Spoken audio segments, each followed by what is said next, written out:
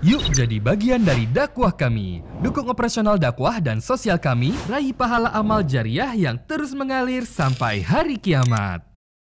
Bagaimana jika seorang istri telah bercerai dengan suaminya lalu melarang anaknya untuk bertemu dengan ayahnya dan menanamkan kebencian untuk ayahnya kepada anaknya? Subhanallah, ya. Inilah sama jaring-jaring syaitan.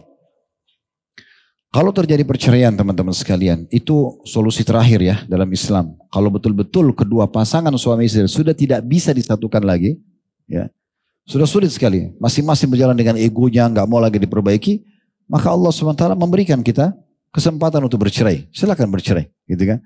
Tapi ingat firman Allah Subhanahu Wa Taala, wala tansaul fadla bainakum. Kata Allah begitu bagi orang bercerai, jangan lupakan kebaikan di antara kalian berdua. Jangan selalu dikenang keburukannya saja, kebaikannya kan ada. Terbukti kita pertama memilih dia sebagai pasangan kita. Laki-laki memilih ini istri karena dia tahu ini istri pasti punya kelebihan, makanya dinikahi. Kalau enggak mungkin dong. Begitu juga si laki-laki perempuan, dia nggak mungkin pilih ini sebagai suaminya kecuali dia rasa punya kelebihan. Kan gitu. Maka ingat itu, poin-poin pertama kita menikah, kemudian bagaimana kenangan-kenangan yang indah di antara kita sudah cukup. Oke, ini kebaikan, dikenang dulu. Biasanya kalau kita masuk ke bab ini, itu keburukannya akan tertutupi sebelum bercerai. Setelah bercerai pun nanti kita tidak akan terfikir untuk menceritakan keburukan-keburukannya. Itu poin yang kedua. Kalau bercerai teman-teman sekalian, maka berarti permasalahannya adalah antara kita sama mantan pasangan kita. Clear? Tidak ada hubungannya sama anak-anak ini. Kenapa diikuti dengan dendam dalam hati? Penyakit hati luar biasa. Karena dia benci sama pasangannya, kemudian cerailah. Habis itu semua dibawa, anaknya dianggap suruh benci sama ayahnya kalau hak asuh pada ibu. Atau si ayah hak asuh pada dia dianggap, diajak anaknya untuk benci ibunya. Saya pernah lihat cuplikan di salah satu TV di Timur Tengah. Itu acaranya khusus untuk mempertemukan orang yang sudah lama terpisahkan. Ada satu anak, dia kalau nggak salah satu tokoh yang dikenal nasional di Timur Tengah. Dan dia salah satu olahragawan yang sangat terkenal. Dia rupanya ayah sama ibunya cerai. Karena beda negara, maka ibunya pulang ke negaranya, anak ini dibesarkan oleh ayahnya. Ayahnya selalu nutup-nutupin, gak mau supaya ketemu sama ibunya.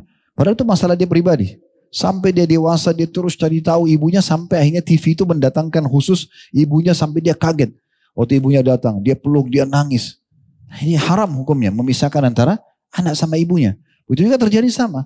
Berapa banyak wanita yang kena hak asuh pada tangan dia sisahkan si anak sama ayahnya. Gak boleh. Kita pernah bahas di dosa-dosa besar ya.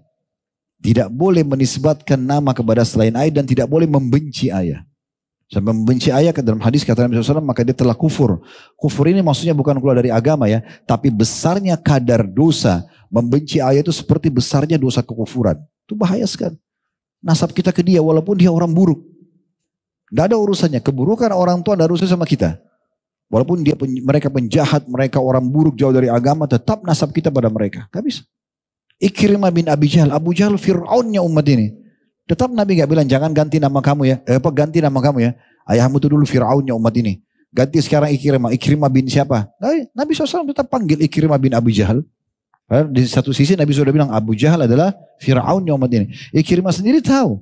Waktu dia mau masuk Islam radhiyallahu anhu, dia mengatakan di pembebasan kota Mekah, ya Rasulullah, dulu tidak ada satupun celah dan kesempatan menyerang Anda. Saya selalu ikut sama ayah saya. Sumbang uang, tenaga, ide, gitu. Tapi setelah saya masuk Islam sekarang, saya ingin menebusnya. Saya ingin menebus semua itu dengan melakukan kebaikan-kebaikan. Berapa yang saya sedekahkan dulu, yang saya keluarkan untuk memerangi Anda, saya akan sedekahkan di jalan Allah SWT. Sampai beliau mati syahid radhiyallahu anhu. Kan begitu.